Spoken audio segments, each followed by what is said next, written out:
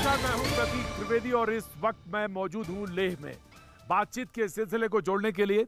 लेकिन जो बातचीत है वो ये कि जहां पर इस वक्त सबसे ज्यादा संघर्ष है, जहां जितना आमने सामने है वो इंडो चाइना और उस खासतौर से जो प्योंगयांग लेक है उसका जो सदर्न हिस्सा है उसके एक हिस्से पे जो स्थिति है उसी पर बातचीत को लेकर टेंशन बना हुआ है।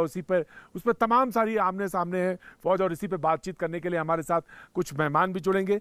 लेह का सबसे पहले मैं ये कोशिश करूंगा कि जो हमारे साथ कैमरा पर्सन है वो एक छोटा सा पूरा नज़ारा दिखाने की कोशिश करेंगे और फिर हम इस बातचीत के सिलसिले को बढ़ाएंगे। मेरे ठीक पीछे जो आप देख रहे हैं वो लेह की सिटी जहाँ पे आप इस वक्त नज़र दौड़ा रहे हैं और पीछे पूरा एक जो वैली है उसको आप नज़ारा देख सकते हैं। और इसके अलावा आज जब सुबह हम पहुँचे तो दिन भर जो एयरफोर्स का था वो सॉर्टीज़ होती रहीं, तमाम सारी एक्टिविटीज़ रहीं। इसके बीच में बहुत सारी बातचीत का सिलसिला ये भी है कि आखिर चीन ने इस बार जो चीन को झटका लगा, उसने जो सीमा का उल्लंघन किया, एलएसी का जो उल्लंघन किया और जो उसको झटका लगा वो क्यों लगा और कैसे, ये एक बहुत महत्वपूर्ण बात है। क्योंकि मई से पूर्वी लद्दाख का जो हिस्सा है जिस पर तमाम सारी बातचीत है, पूर्वी लद्दाख के इस हिस्से में खास तौर से बात यह है कि मई से लेकर चीन लगातार कहीं ना कहीं कुछ दो कदम आगे जाता है, एक कदम पीछे आता है। और वो ऐसा इसलिए करता है कि वो कहीं ना कहीं इंगेज करता है और इस तरह से कि नेगोशिएशन की टेबल पे या बातचीत की टेबल पे वो आता नहीं है और इस तरह की हरकत करके वो एक माहौल बनाता है। तो इस बार जब हुआ, जब वो 29 और 30 की रात में वो क्या था कि चीन ने जब प्योंगयांग लेक का सदर्न हिस्से का एक हाइट को जब वहाँ पर उसने उल्लंघन किया और वो जो हाइट थी वो इंडियन टेरिटरी के पास थी और वहाँ पे भारत का ही कब्जा था, तो वहाँ पर सर्विलांस का और तमाम सारी इक्विपमेंट्स थे। इनको देखते हुए मद्देनजर होते हुए वहाँ की जब उसने सीमा का उल्लंघन किया तो एक टेंशन बनी। लेकिन जो स्थिति यह है कि किसी तरफ से कोई भी हताहत जरूर नहीं हुआ, लेकिन ये बात कही जा सकती है कि टेंशन लगातार बनी हुई है। बातचीत का सिलसिला कोर कमांडर्स का अभी भी जारी है, बातचीत चल रही है। हमारे सहयोगी भी यहाँ पे मौजूद हैं जिनसे हम कोशिश करेंगे बातचीत की। और हमारे साथ जो आज मेहमान जुड़ रहे हैं मैं उनसे भी आपका तारुफ कराऊंगा। प्रेम शुक्ला जी हमारे साथ आज जुड़ रहे हैं बहस के और बातचीत के सिलसिले के लिए, बीजेपी का पक्ष रखने के लिए वो हमारे साथ हैं। बहुत बहुत शुक्रिया प्रेम शुक्ला जी। प्रेम जी, खासतौर से जो चाइना का और इंडिया का जो तमाम सारी बातचीत है और अगर हम अप्रैल से समअप करें, अब अगस्त का ख़त्म होने के बाद सितंबर का जो पहला हफ्ता चल रहा है, इसमें ये बार बार कहा जाता है कि चीन कहीं ना कहीं इंगेज करना चाहता है, वो दो कदम आगे जाता है, एक कदम पीछे चला जाता है और वो स्थितियाँ जो हैं कन्फ्यूजन की पैदा करता है। लेकिन इस बार भारतीय सेना ने उनको बहुत मुंहतोड़ जवाब दिया है। प्रेम शुक्ला जी। जी, निश्चित तौर पर भारत के संदर्भ में चीन की 1956 से ही नीति रही है कि लगातार भारत के भूमि पर कब्जा करना और कब्जा करने के बाद वार्ता करने का प्रस्ताव रखना और वार्ता करने के बाद वार्ता में जो बिंदु तय हो उन बिंदुओं को अस्वीकार करना। तो ये उसकी स्थिति, आपको तो ध्यान होगा 1962 में 45,000 वर्ग किलोमीटर की भूमि इस तरह से उसने अक्साई चीन की कब्जे में कर ली। 1962 की बात बहुत पुरानी मानी जाएगी क्योंकि बहुत सारे लोग तर्क दे सकते हैं 1962 तो 6 दशक पुरानी बात हो गई। लेकिन 2008 में कांग्रेस के शासनकाल में 2008 में चुमूर इलाके में टिया पांगनाग और चापजी घाटी, जिसकी लगभग लंबाई 250 किलोमीटर पकड़ी जाती है, वहां पर कब्जा कर लिया गया। इसी तरह से चीन की सेना ने डेमजोक में 2008 में ही जोरावर किले को नष्ट कर दिया, जबकि जोरावर किला ऐतिहासिक तौर पर एलएसी और भारत का अंग माना जाता था। सन 2012 में वहां पीएलए ने, यानी पीपल्स लिबरेशन आर्मी, जो चीन की आर्मी है, उसने ऑब्जर्विंग पॉइंट बना लिया, वहां 13 घर बना लिए। धीरे धीरे चीनी कॉलोनी में कन्वर्ट करने का उसका षड्यंत्र है। इसी तरह 2008 में भारत में डेमजोक और डूमती के बीच डूम चेली जो एंशियंट ट्रेड पॉइंट है उसको गंवा दिया भारत ने। तो इस तरह से उसको एक उसकी आदत लगी हुई थी कि आगे बढ़ो, कुछ जमीन कब्जा कर लो, कब्जा कर लेने के बाद वार्ता करो। अब 45,000 वर्ग किलोमीटर जो भूमि कब्जा कर चुका हो उसका मन तो बड़ा हुआ ही था। लेकिन अब ये पंडित जवाहरलाल नेहरू का शासनकाल नहीं है, भारत उस तरह से नहीं कि उसकी सैन्य तैयारी नहीं है। भारत की सैन्य की तैयारियां हैं, राजनयिक स्तर पर, वैश्विक स्तर पर उसको घेरने की हमारी तैयारी है। और उसका परिणाम आप देख रहे हैं कि जब से उसने अप्रैल महीने में दुस्साहस प्रारंभ किया है, अंतरराष्ट्रीय स्तर पर, चाहे क्वाड के हमारे सदस्य देश हो, चाहे अमेरिका हो, चाहे यूरोप हो, हर जगह से चीन की घेराबंदी हुई है और भारत के पक्ष में लोग खड़े हुए हैं। बल्कि चीन पहली बार जो है ढंग से डिस्टर्ब हुआ कि उसको ऑस्ट्रेलिया भी उसके विरुद्ध बात कर रहा है, जापान उसके विरुद्ध बात कर रहा है, ताइवान तो उससे लड़ने की तैयारी में खड़ा हो गया है। तो ऐसी स्थिति में चीन की जो घेराबंदी है, तो हम सामरिक रूप से तो उससे लड़ने की हमारी तैयारी है ही, उसकी राजनयिक घेराबंदी में भी हम कामयाब होने की स्थिति में। ठीक है, वो जो चाइनीज हिस्से में कहा जा रहा है, उनके पेपर्स में छप रहा है, जो उनके स्पोक पर्सन कह रहे हैं, वो एक अलग बात, वो एक अलग थ्योरी दे रहे हैं। और ये जो गफलत की थ्योरी है, ये जो चाइना की थ्योरी रही है, ये बहुत महत्वपूर्ण है। यानी वो एक तरीके से बरगलाता है, वो कहता है कि नहीं, भारत ने इस बार सीमा का उल्लंघन किया, लेकिन इस बार जो चीन की सेना थी वो सरप्राइज हुई, क्योंकि वो जो मई की जो घटना थी, जो जून की घटना थी, वो इस बार नहीं हुई। इंडियन आर्मी ने बहुत मुस्तैदी के साथ, वो जो पेंगोंग लेक का जो सदन हिस्सा था, वहां पे वो मुस्तैदी के साथ मौजूद थी। बहरहाल कांग्रेस के प्रवक्ता रागनी हमारे साथ जुड़ी हैं, हम उनके पास जाना चाहते हैं। रागनी, मैं उनके पास एक तरफ रुक करूंगा, लेकिन अगर हमारे साथ विवेक जुड़ गए हों तो मैं उनके पास जाना चाहूंगा। लेफ्ट पार्टी का मेजर सूर्यवंश शर्मा हमारे साथ जुड़े हैं, मैं उनके पास सीधे रुक करता हूं। मेजर, जिस तरह की तमाम सारी खबरें आ रही हैं और तमाम सारी ये बात कही जा रही है कि इस बार भारतीय सेना ने बड़ी मुस्तैदी के साथ जवाब दिया है, जो ये स्ट्रेटेजिक पॉइंट है, ये कितना महत्वपूर्ण है, इसको जानना बहुत जरूरी है। जी, जय हिंद। जय हिंद, जय हिंद, जय हिंद, जय हिंद। या प्रतीक जी, पहले मैं आपको जरा थोड़ा सा बैकड्रॉप बता देता हूँ। ये जो कॉन्फ्लिक्ट चल रही है, इसका बैकड्रॉप क्या है और ये क्या इमर्ज हुआ, इससे कैसे ये प्रॉब्लम आज इतनी कॉन्फ्लिक्ट जो है वो इतनी ज़्यादा बढ़ चुकी है। अभी कुछ दिन पहले शी जिनपिंग एक यूनिवर्सिटी में गए थे चाइना में। He went to one of the universities in China. There he said categorically, pandemic is an opportunity. Pandemic जो है वो एक opportunity है to expand and to influence. Great step in history have emerged from crucible major disasters. आप समझिए इस बात को। महामारी उनके लिए एक तरह से वो कहना चाहिए कि अपॉर्चुनिटी लेके आई है उनके लिए। ये इस बात को वो इशारा कर रहे हैं। बिल्कुल, इस बात को वो बोलना चाहते हैं Xi Jinping. And Xi Jinping जो है ये डिफेक्टो लाइफ लॉन्ग लीडर हैं एंड ये बहुत ही महत्वाकांक्षी एक नेता है जो 2049 तक चाइना को एक ग्लोबल पावर देखना चाहते हैं। जब आप जो मोदी जी ने कहा, लेकिन मैं एक बात बताऊं आपसे, लेकिन मेजर मैं एक बात बताना चाहता हूं कि बड़ी अजीब सी बात है, चाइनीज अखबारों में छप रहा है कि कहीं ना कहीं इंडियन जो गवर्नमेंट है वो अपने सेक्टर्स में फंसी हुई है, लिहाजा वो बॉर्डर पे वो इस तरह की चीजें कर रही है। ये एक थ्योरी वो दे रहे हैं, चाइनीज अखबारों में ये छप रहा है। प्रतीक जी, मैं एक सेकंड आपको जरा एज अ फौजी, मेरा स्टैंड है, मैं आपको एक बार क्लियर कर देता हूं। देखिए, कांग्रेस पार्टी जब से ये कॉन्फ्लिक्ट स्टार्ट हुआ है 5 मई से, जहां तक हम लोग पेट्रोल करते थे, फिंगर रेट तक हम लोग पेट्रोल करते थे, जिस स्टेटस को इन लोगों ने बदलने की कोशिश की अभी 2 दिन पहले 29 तारीख की रात को और 30 की सुबह, कांग्रेस का स्टैंड मेरे को आज तक समझ में नहीं आया। I have not understood. आप देश के साथ, प्रधानमंत्री देश का होता है, किसी पार्टी का नहीं होता। ये तो मैं भी समझता हूं। Neither I am a politician nor I am keen to take politics as a career further, लेकिन मैं ये समझता हूं कि प्रधानमंत्री देश का होता है एंड श्री नरेंद्र मोदी जो एक मैंडेट के साथ आए हैं, मुझे लगता नहीं है कांग्रेस ने कभी नरेंद्र मोदी जी का साथ दिया है। इतना बड़ा नेशनल सिक्योरिटी का ये एक विषय है जिसमें कांग्रेस अभी भी इसके खिलाफ चल रही है।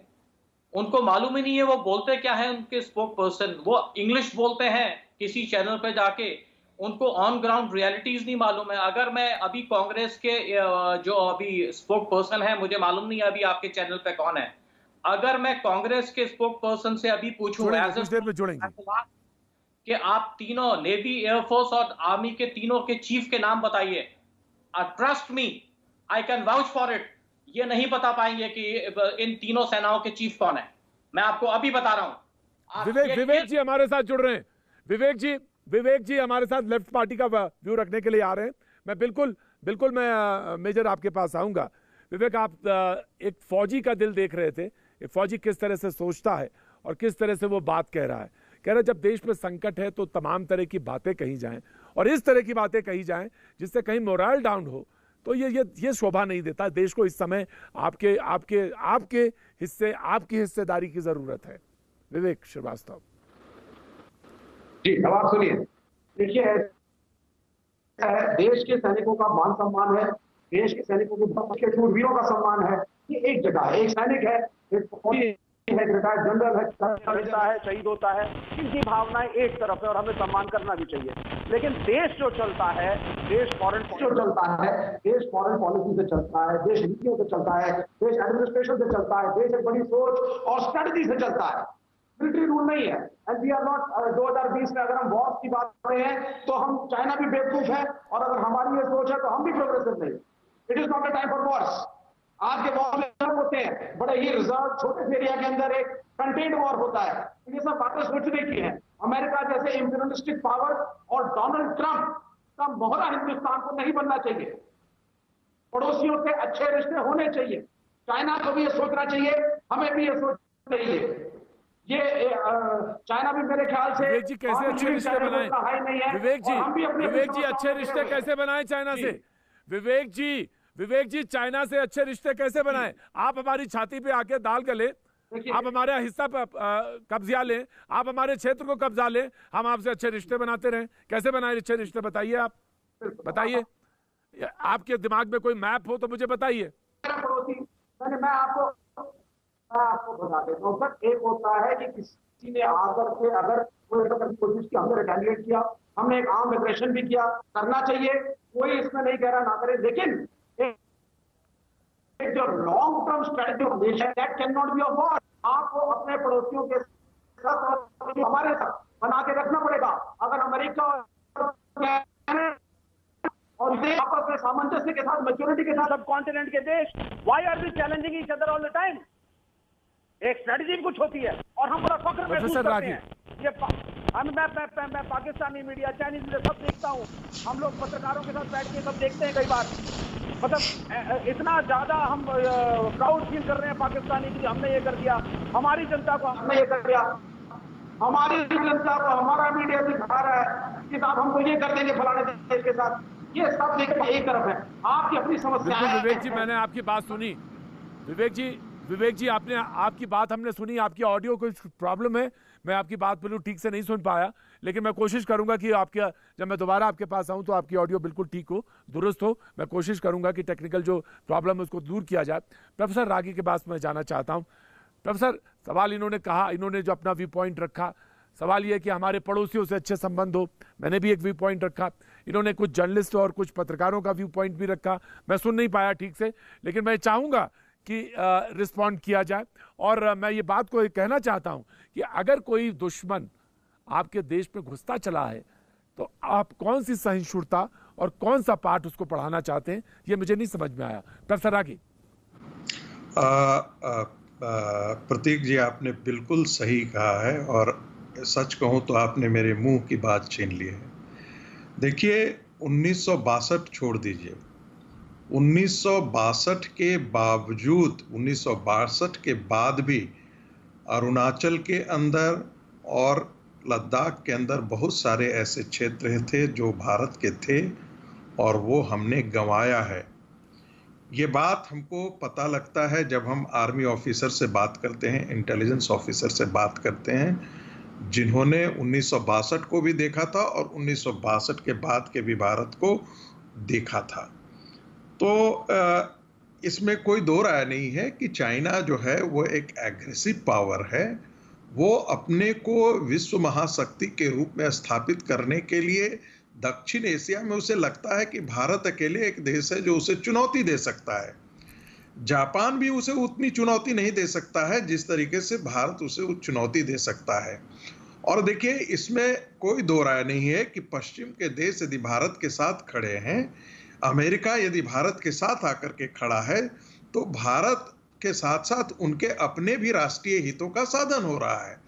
यही कारण है कि अमेरिका भारत को साथ देने के लिए, कल जाकर के यदि चाइना महाशक्ति बनती है तो उसका टकराव अमेरिका से होगा, यूरोप के बड़े ताकतों के साथ होगा। इसलिए ये ताकतें साथ साथ आकर के खड़ी हो रही हैं, और ऐसा खड़ी इसलिए हो रही हैं क्योंकि चाइना में वो चीज है, वो एक महाशक्ति के साथ साथ एक गैर जिम्मेदाराना हरकत, चाइना के जो जितने भी पड़ोसी हैं उन सारे मुल्कों के साथ उसके झगड़े हैं।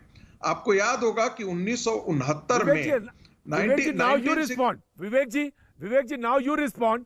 जब गैर जिम्मेदाराना हरकत हो, गैर जिम्मेदार पड़ोसी हो, आपकी साम्राज्यवादी सोच हो, आप कब्जा करना चाहते हो दूसरों की जमीन पर, आपकी ये सोच हो कि आपके आसपास के जितने पड़ोसी हैं वो आपसे त्रस्त हो, तो आप मुझे ये पाठ पढ़ा रहे थे अभी कुछ देर पहले कि हमको उनके पास जाना चाहिए और शांति का और सफेद झंडा लेके उनके पास उपस्थित होना चाहिए।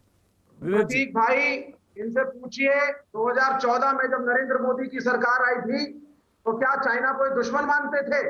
6 साल से हमने उनके साथ ट्रेडिंग करी है। हमारे सप्लाई चेन मैनेजमेंट में 80% चाइनीज गुड्स है, आज भी है। चाइनीज गुड्स का बहिष्कार उन्होंने शुरू किया है। महंगाई भी बढ़ेगी। समझ में नहीं आ रहा विवेक, चाइना को सपोर्ट नहीं करता। समझ में नहीं। विवेक मैं इस बात का हिमायती हूँ और ये कह रहा हूँ कि युद्ध जो है कन्फ्रंटेशन जो है लास्ट रिजॉर्ट होना चाहिए या नहीं होना चाहिए। मैं ये इस बात का हिमायती हूँ 100%। लेकिन हम ये भी नजर आए कि हम एक कमजोर राष्ट्र हैं। हम ये नजर आए कि हम हमारी यहाँ जहाँ पे लेह में मैं मौजूद हूँ, वहां के जो रहने वाले जो बाशिंदे हैं वो ये इस बात से डरे रहे कि नहीं भाई चाइना सामने बैठा है, मेरे बिल्कुल पड़ोस में चाइना आ गया। तो ये मैं आपकी बात से नीति है, उसको जवाब कौन देगा? जवाब किसको देना पड़ेगा? आप सुनिए, देश एक साथ है, सारी पार्टियां भी एक साथ हैं, और देश का कोई अग्रेशन होता है तो ऐसा नहीं कि कोई पार्टी चली जाएगी गद्दारी करके, ऐसा कुछ नहीं है। लेकिन दूसरी रियलिस्टिक बात यह है सर, ऑस्ट्रेलिया के साथ मिलकर के 122 देशों ने जब चाइना के खिलाफ एक पत्र लिखा, उसमें हम क्यों कूद रहे थे? आपका पड़ोसी है। और फॉरेन अग्रेशन आप जो है अमेरिका का मोहरा क्यों बनते हैं? मैं चाइनीज अग्रेशन को जस्टिफाई नहीं कर रहा, मैं अपनी फॉरेन पॉलिसी की मूर्खता आपको बता रहा हूं। आप अपने पड़ोसियों के खिलाफ अमेरिका का मोहरा बनते हैं, आप अमेरिकी कंपनियों की यहां दलाली करते हैं, यूरोपियन कंपनी मल्टीनेशनल्स को आप यहां पे ला करके इंडिया के नाम पे ऑक्शनिंग करते हैं। क्योंकि फौजी तो when you start, जब आपकी लॉन्ग टर्म प्रोसेस, मैं जानता हूं आपकी नेपाल से नहीं बनती, आपकी नेपाल से नहीं बनती, आपकी चाइना से नहीं बनती, आपकी पाकिस्तान से नहीं बनती, आपकी श्रीलंका से नहीं बनती, आपकी कौन सी फॉरेन नीति है आपकी? डोनाल्ड ट्रंप जो कह देगा नरेंद्र मोदी वो करेंगे, डोनाल्ड ट्रंप जो कहेगा, अमेरिका जो कहेगा, आप उस नीति को फॉलो करना चाहते हैं। विवेक मैंने आपका पॉइंट लिया। मैंने व्यू पॉइंट आपका लिया, क्योंकि यहाँ पे इस पैनल में एक फौजी हैं, मैं उनके पास दोबारा जाना चाहता हूं and then I will come to Ragini Nayak ji. Congress के पास आता हूं, लेकिन पहले फौजी के पास जाना चाहता हूं। मेजर सूर्यवंश जो विवेक जी हैं जिन्होंने अभी ये बात की है, मैं इनको बताना चाहता हूं, we have given peace every chance to resolve the issues pertaining to India and China conflict. हमने हर पॉसिबल वे में, डिप्लोमेटिक वे में, मिलिट्रली वे में, हर वे में हम लोगों ने इसमें रिजॉल्व करने की कोशिश की है। बात आज ये है, जो स्टेटस है वो स्टेटस है। हम लोग फिंगर 8 तक पहले पेट्रोलिंग किया करते थे। मुझे मालूम नहीं इनको जो आर्मी की लैंग्वेज है वो कितना इनको मालूम है और ऑन ग्राउंड इनको क्या नॉलेज है।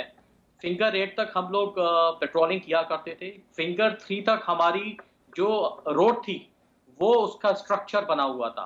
फिंगर 8 तक हमारी गाड़ी आ सकती थी, लेकिन फिंगर 3 के बाद 4, 5, 6, 7 हमारी लॉन्ग पेट्रोल्स निकलती थी, जिनको हम लॉन्ग पेट्रोल्स बोलते हैं। वो 8 तक जाते थे। 8 तक चाइनीज उसमें थोड़ा उनका एग्रेशन रहता था, वो लोग कुछ करते थे, हम लोग भी कुछ करते थे। वो लोग 4 तक आते थे, फिंगर 4 तक आते थे, हम लोग भी। तो ये सिलसिला चलता रहा। 5 मई को 2020 जब ये स्कर्मिश हुआ, we had lot many skirmish subsequently, बहुत स्कर्मिश हुए, हाथापाई कॉम्बैट, मैं आता हूं, जिसको गुत्थम गुत्ता बोलते हैं, वो हुआ। लेकिन इंडिया की जो अभी अभी स्टैंड है, मिलिट्री का जो स्टैंड है, तो अभी इंडियन आर्म फोर्सेस ऑफेंसिव हैं, डिफेंसिव पे नहीं है। मैं आपको बता दूं, इट इज इम्पेरेटिव, जो इम्पेरेटिव्स हैं जो अभी ये कॉन्फ्लिक्ट चल रहा है, इसमें सबसे इंपॉर्टेंट एंड सिग्निफिकेंट पॉइंट है। ठीक है, मैं मेजर आपके पास आता हूं। कांग्रेस की प्रवक्ता जुड़ गई है हमारे साथ, कांग्रेस की प्रवक्ता जुड़ गई हैं और पैनल में वही आखिर में है। मैं उनको भी चाहता हूं कि वो भी अपनी बात, प्राइमरी बात अपनी कह दें, उसके बाद डिबेट ओपन हो जाए। मैं रागिनी आपके पास आना चाहता हूं। बहस हो रही थी, बहुत बातचीत कही गई, बीजेपी ने अपना रिमार्क रखा, लेफ्ट पार्टी ने रखा, आर्मी के जो सज्जन है वो बोल रहे थे, संघ विचारधारा राजनीतिक विश्लेषक ने अपनी बात रखी। लेकिन एक बात जो सबसे महत्वपूर्ण है वो ये कि आखिर इस समय जब देश को जरूरत है एकजुट होकर खड़े होने की, तो ऐसे में छिद्रान्वेषी किया जाए, एक एक कमियां को इशारा किया जाए और ये बताया जाए कि आपका तो नेपाल भी दोस्त नहीं है, आपका तो पाकिस्तान भी दोस्त नहीं है, आपका तो चीन भी दोस्त नहीं है, आपसे तो श्रीलंका का भी बन नहीं पा रही है। तो ये बेहतर समय है, is the right time? Ragini नायक।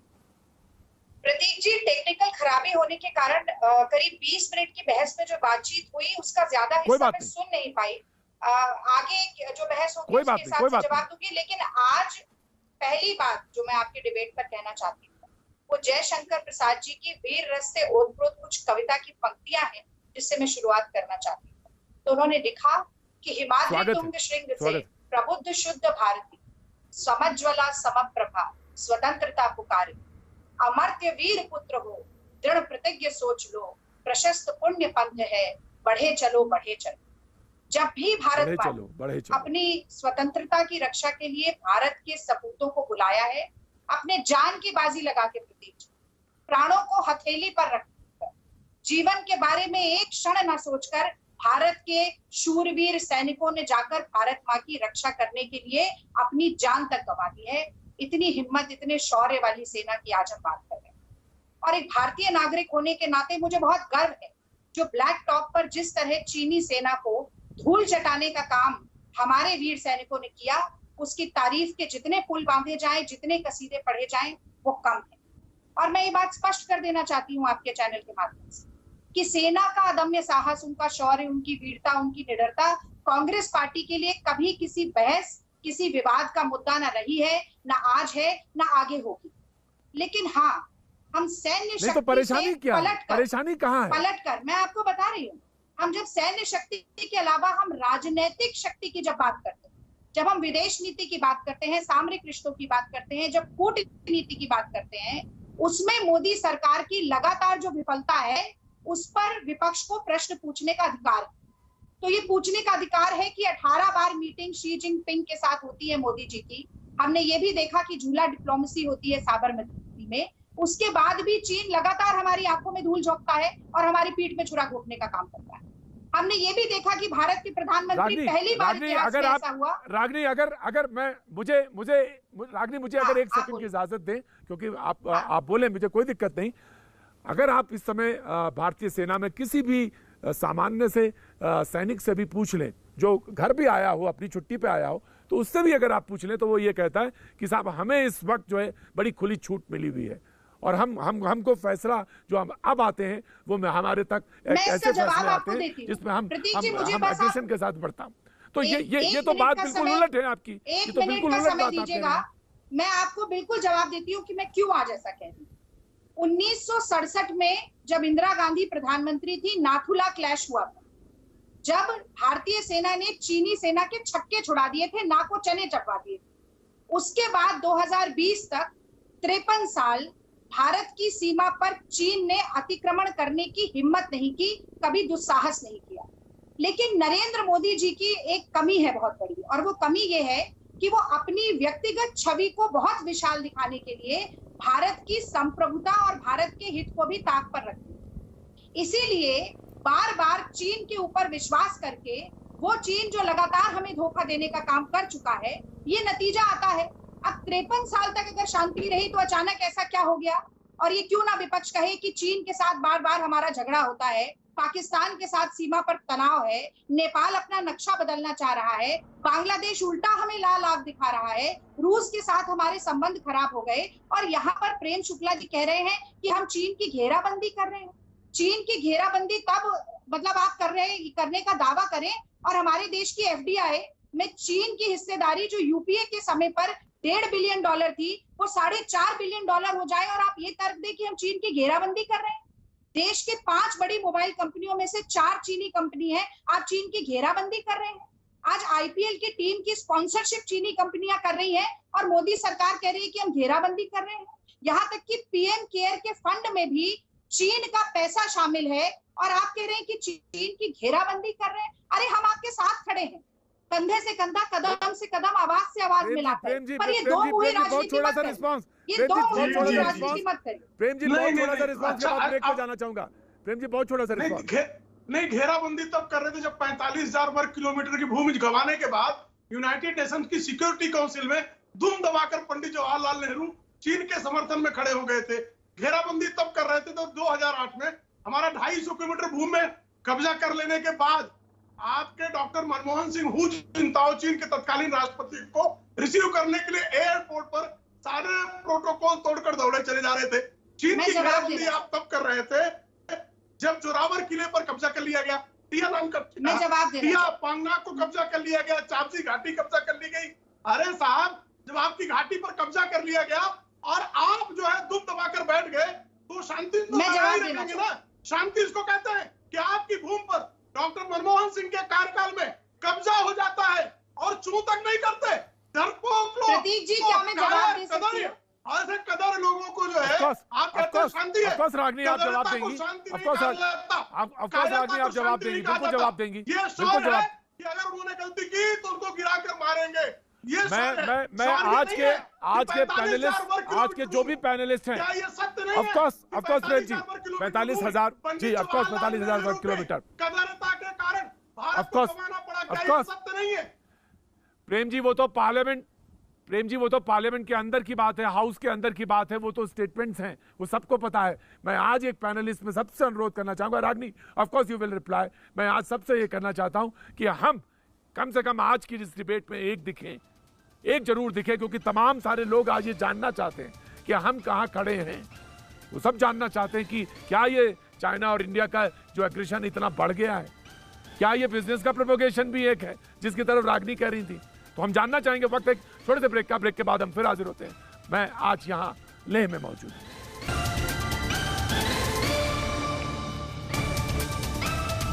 भैया जी कहीं में आपका एक बार फिर स्वागत है और मैं बाजी के साथ आज लेह में मौजूद, सुबह आज पहुंचा और तमाम सारी गतिविधियों के बीच में जो कुछ खास था बताने के लिए वो मैंने आज आपको दिन में बताया। लेकिन इस वक्त बहस इस बात पे कि जो देश है, जो पूरा मुल्क है, वो एक साथ जब खड़ा है तो सवाल कहाँ पे आ रहे हैं, कौन से सवाल है वो।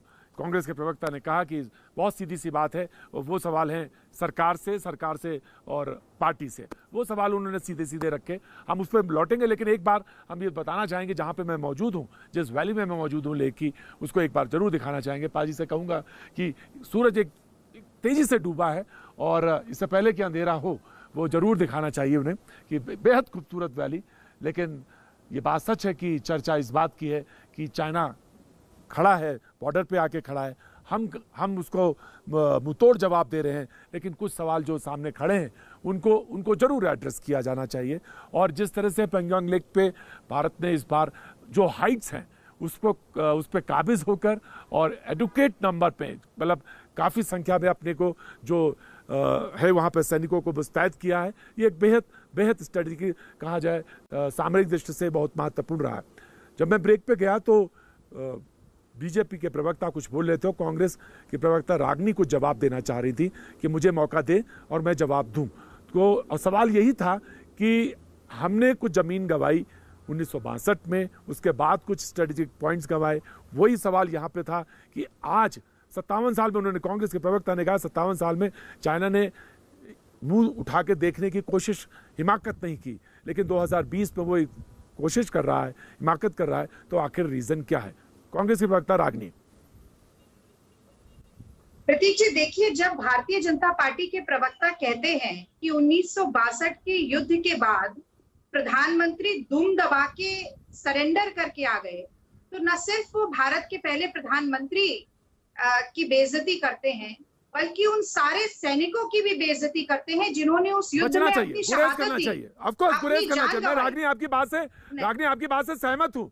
रागनी आपकी बात से सहमत हूँ, क्योंकि थोड़ा बोलने दीजिए, हमें इन शब्दों से बचना चाहिए। मैं काफी देर में जुड़ी, मुझे 1 मिनट का समय दे दीजिए। तो आप ये भी ध्यान रखिए कि जो सैनिक 1962 में वीर गति को प्राप्त हुए थे, उन सैनिकों के परिवार के लड़के आज भी सेना में होंगे। वो सुन रहे होंगे भारतीय जनता पार्टी के प्रवक्ता को ये कहते हुए कि उनके परिवार के सदस्य जिन्होंने सर्वोच्च बलिदान दिया जीवन का, उनके लिए ये कह रहे हैं कि वो सरेंडर करके आ गए थे। अरे हमारे देश ने युद्ध लड़ा था, अपने पूरे दमखम के साथ लड़ा था, हमारी सेना ने लड़ा था, हम वो युद्ध हार गए, पर आप इतिहास से प्रतिशोध लेना नहीं भूले। मैं 1962 की सुनिए, मुझे एक बात बोलने दीजिए प्लीज, मुझे आधा मिनट दीजिए। 1962 के एक वाक्य का जिक्र करना बहुत जरूरी है। जब भारत पर चीन का हमला हुआ, अटल बिहारी वाजपेयी 36 साल के नौजवान थे और उनके दल के संसद में केवल 5 सांसद थे। नेहरू 76 साल के थे और नेहरू की 2/3 बहुमत की सरकार थी। अटल बिहारी वाजपेयी अपने दल के 4 सदस्यों के साथ नेहरू जी के पास गए और बोले कि संसद का सदन बुलाइए, पारदर्शिता से बात करिए।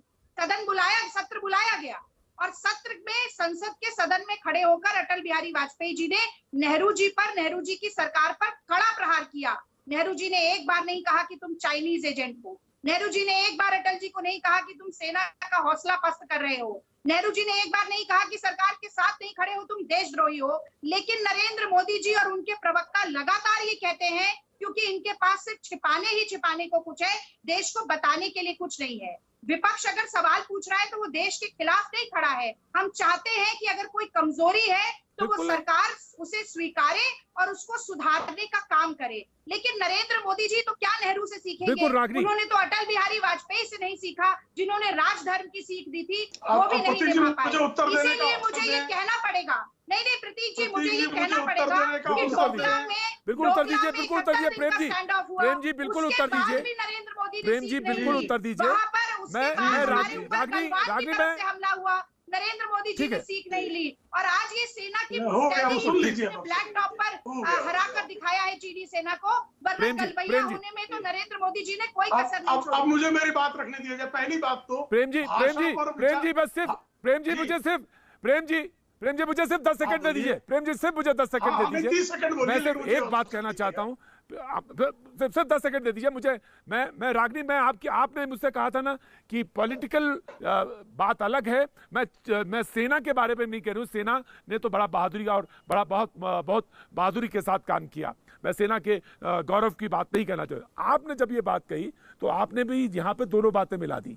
मैं यही बात आपको इंडिकेट करना चाहता हूं।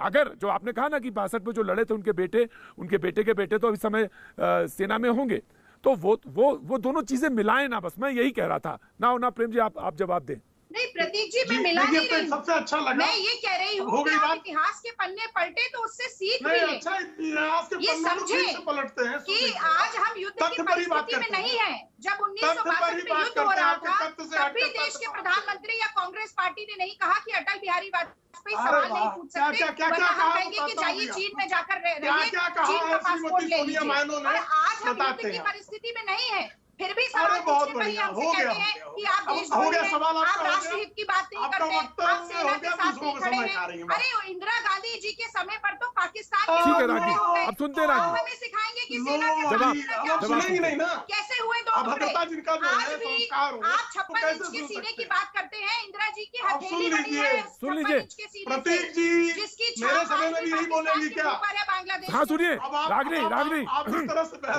रागनी जी नहीं, अच्छा लगा कि मैं बोल रहा हूँ, वो बोलेंगे। अच्छा वो भाषा पर जो है आपत्ति किया रागिनी जी ने, जिन्होंने कुछ दिन पहले आप ही के एंकर से अभद्रता भरे शब्दों का प्रयोग किया था। एक बात। दूसरी, मैंने जब कहा कि जब जवाहरलाल नेहरू जी ने दुम दबा के फिर बीच में बोल रही है, अरे मुझे बीच में बोलने दीजिए। मैंने जो बात कही मैं उस पर आप भी कायम प्रेम जी जवाब देंगे सीधा, प्रेम जी सीधा जवाब देंगे रागनी को। प्रेम जी लॉजिक रागनी मैं हूँ, रागनी प्रेम जी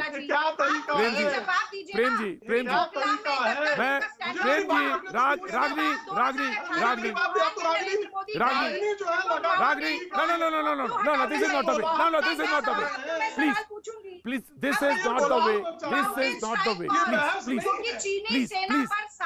Please. ठीक है रागनी,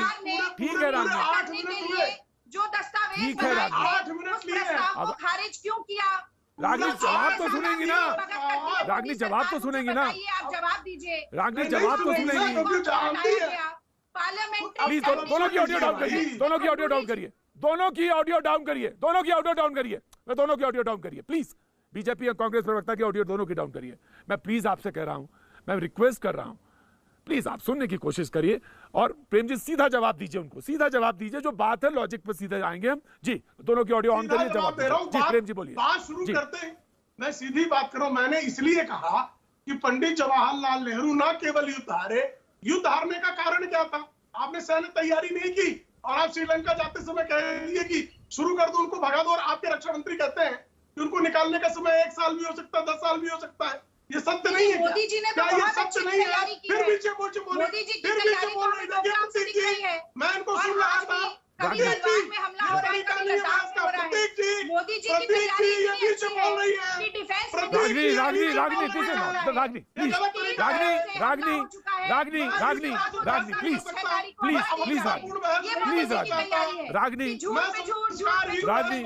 रागनी मैं सवाल पूछता हूँ ना, रागनी मैं सवाल पूछता हूँ, रागनी मैं आप ही का सवाल पूछता हूँ। मैं बीजेपी के प्रवक्ता से सवाल पूछता हूँ। रागनी मैं सवाल पूछ रहा हूँ। रागनी मैं सवाल पूछ रहा हूँ। रागनी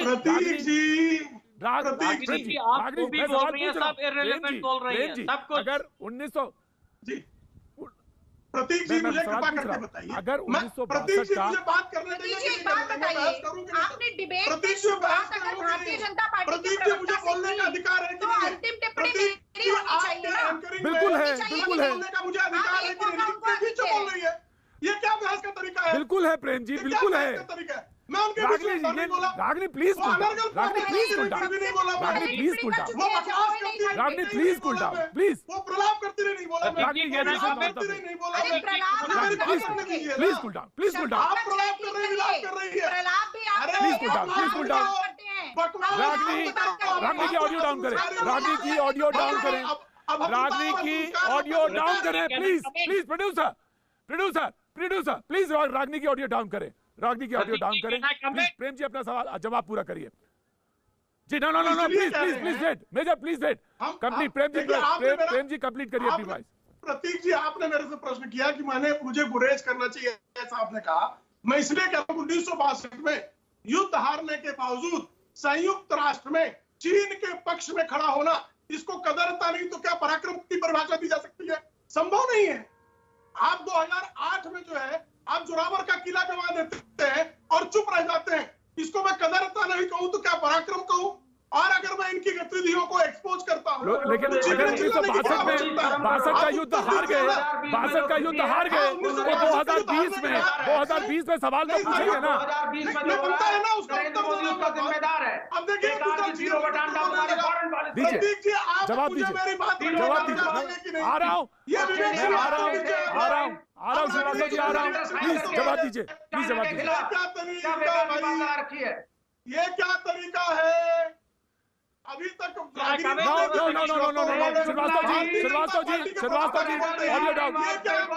Srivastava ji this is not the way. Srivastava ji this is not the way. No Srivastava ji audio down करिए। श्रीवास्तव जी की ऑडियो डाउन करेंगे, ऑडियो डाउन करेंगे। प्रेम जी अपनी वॉइस जल्दी कंप्लीट करिए, अपनी बात कंप्लीट करिए। 2020 का अंतर रेखांकित करने का मेरा अधिकार है कि नहीं है? 2020 में ये अंतर है कि हमारे यहाँ अगर वो दुस्साहस यही सवाल करते हैं तो उनकी पिटाई होती है। हम सेना को पूरी छूट देते हैं। यहाँ आपके पैनल में सेना से बैठे अधिकारी मेजर सूर्यवंश स्पष्ट शब्दों में कह रहे हैं कि किस तरह से सेना को इस समय छूट दी गई है, और मैंने नहीं, मेजर सूर्यवंश ने कहा कि किस तरह से कांग्रेस की भूमिका उनकी समझ से परे। आप जो है 1962 से 2014 तक भूखंड गवाएंगे, हमारे सैनिकों को जो है पीछे हटाएंगे, वहां पर इंफ्रास्ट्रक्चर डेवलप नहीं करेंगे। प्रतिरक्षा मंत्री तत्कालीन एंटनी संसद में खड़े होकर कहेंगे कि हमको सीमाओं पर जो है किसी तरह का संसाधन नहीं खड़ा करना चाहिए, और उसके बाद आप कहेंगे बहुत अच्छा काम कर रहे थे।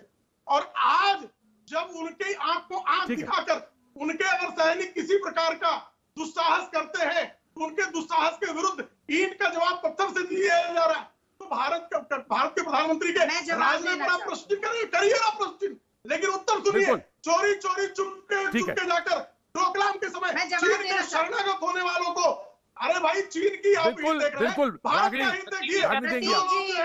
चीन की कम्युनिस्ट पार्टी के साथ समझौता करके भारत की संप्रभुता का सौदा करते हैं, बोलना हमारा। ठीक है प्रेम जी, ठीक है प्रेम जी, ठीक है, नहीं उनको तो ठीक है प्रेम जी। रागनी पैनल में और भी लोग हैं। दूंगा रागनी, ऐसे नहीं रागनी दूंगा मैं। मेजर सूरवंश बहुत देर से हाथ उठा रहे हैं, मेजर सूरवंश हाथ उठा रहे हैं। ऑफकोर्स रागनी मिलेगा मौका, पैनल में और भी लोग हैं रागनी, और भी लोग हैं पैनल में।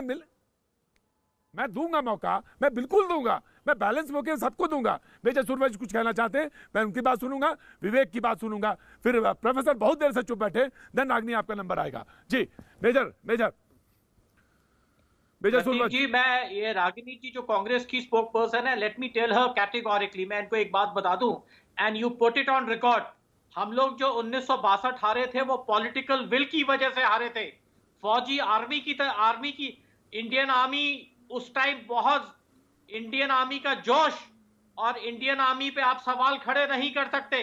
पॉलिटिकल विल वहां पे बहुत बड़ा एक वो था, ब्लॉकेज था, and Indian army was told कि आप लोग पीछे हो जाइए। मैं आपको बता रहा हूं, अदरवाइज आज 1962 की जो हिस्ट्री है वो अलग होती। Let me tell you this.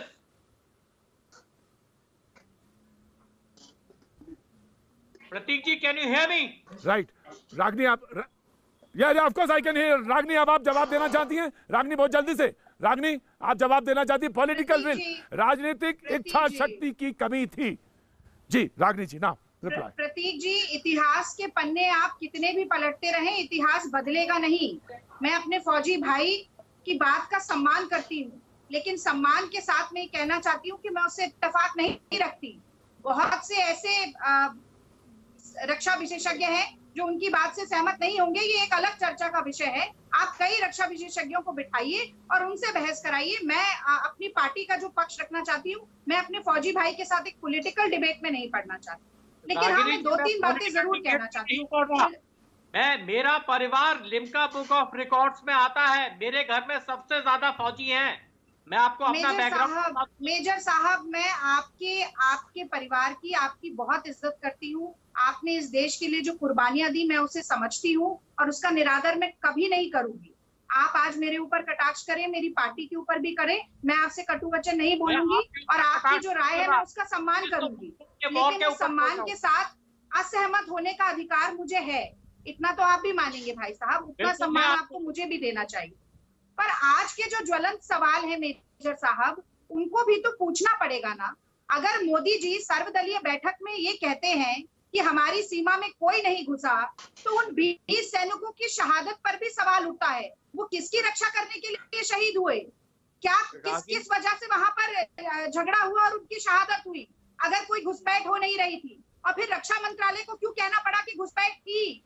3 जगहों पे थी। गोगरा की बात की गई, पैंगोंग त्सो की बात की गई। रागनी आपका सवाल, रागनी सवाल पूछना आपका राइट है। ये जनता की आंखों में धूल क्यों झोंकी जा रही है? एक बात और, बिल्कुल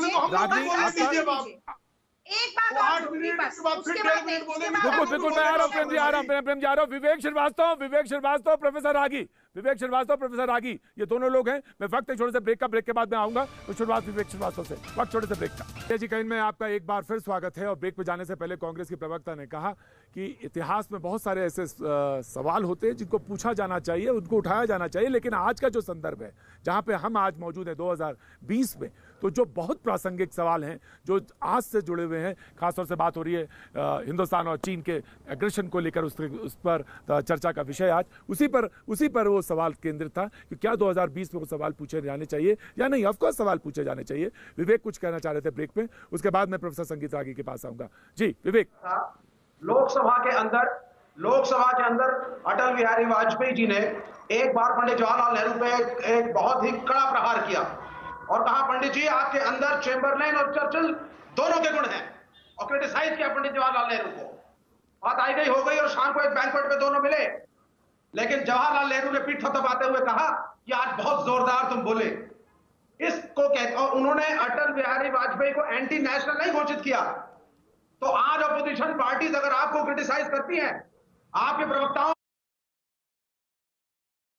को, आपकी नीतियों को, इसका यह मतलब नहीं कि हम गद्दार हो गए, इसका यह मतलब नहीं कि हम एंटी नेशनल हो गए। आप क्रिटिसिज्म को झेलने की और प्रश्नों को सुनने की आदत डालिए। आपकी एक फॉल्टी फॉरेन नीति रही है। आपने अमेरिका और यूरोप में मल्टीनेशनल का एजेंट बन करके यहां पे अपने पड़ोसियों से रिश्ते खराब किए हैं। ये एक सच्चाई है। हम आपके साथ खड़े हैं। अगर युद्ध होगा सब आपके साथ खड़े हैं, लेकिन युद्ध की जरूरत नहीं है। पड़ोसियों के साथ रिश्ते अच्छे होने चाहिए। मैं बार बार यही कह रहा हूं, war is not a solution. आपकी नीति मिलिट्री वालों के कहने पे नहीं होनी चाहिए। सेना का सैनिक अपनी भावनाओं से बोलता है, लेकिन आपकी स्ट्रेटजी देश को होलिस्टिकली देख के बननी चाहिए। क्या प्रॉब्लम है? वो चीजें हैं, लेकिन आप हमें एंटी नेशनल कहते हैं, प्रोफेसर रागी, प्रोफेसर गद्दार कहते हैं, आप प्रोफेसर संगीत रागी हमारे साथ कहते हैं। ठीक है, सिर्फ इसलिए कि हम आपसे प्रश्न पूछते हैं। ठीक है, आपने फॉरेन पॉलिसी पे सवाल उठाया। जी मैं बीजेपी के प्रवक्ता के पास जाना चाहूंगा। प्रोफेसर संगीत रागी अभी हमारे साथ नहीं जुड़े हैं। जी ऑफ कोर्स आपने फॉरेन पॉलिसी पे सवाल उठाया कि फेल्योर है। आपने कहा कि सेना से नहीं बनना चाहिए,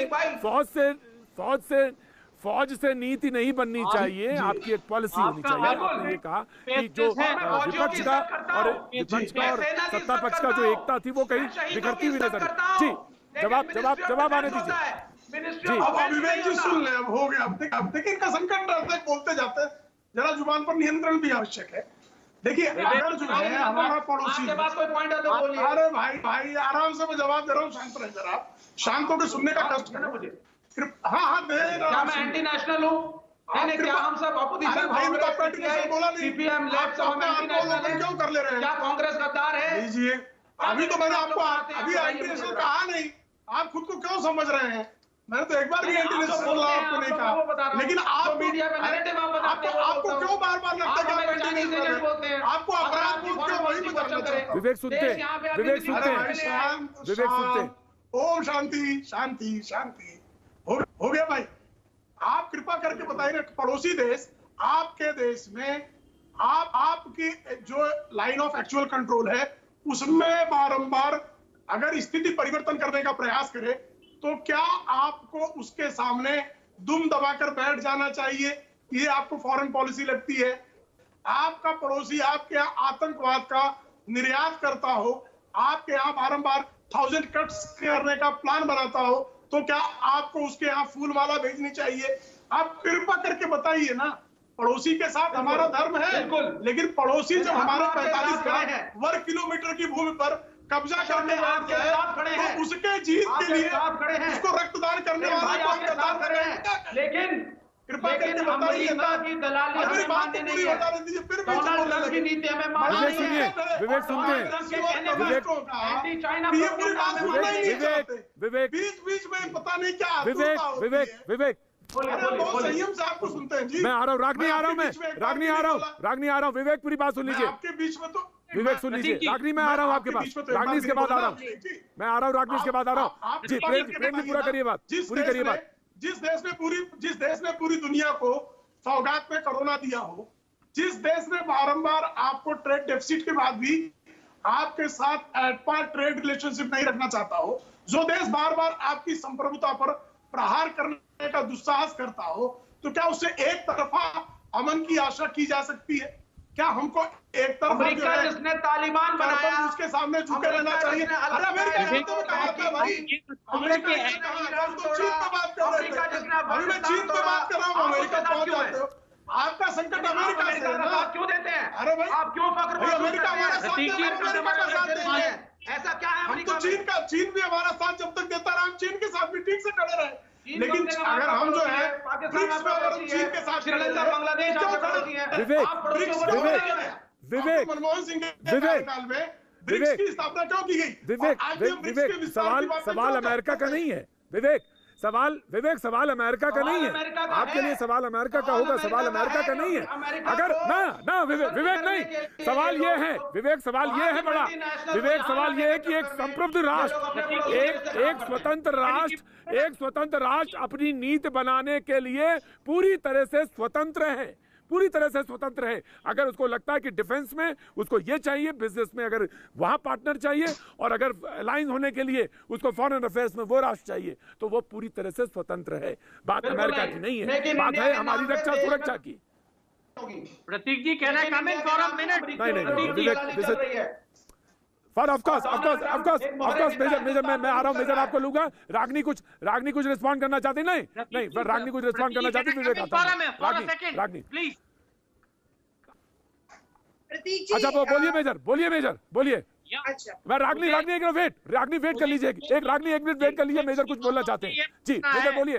मेजर कि what is the difference between LOC and LAC? आप ये बताइए, पहले आप डिबेट कर रहे हैं, आप ये बताइए what is the difference between LAC and LOC? आप बताइए जरा। I don't need to answer your questions. I don't need to answer your stupid question because your question is stupid and you are just trying to create a sensation. Now listen to me. Ministry of Defense नहीं, Defense होता है। Please avoid this confrontation. Please avoid this.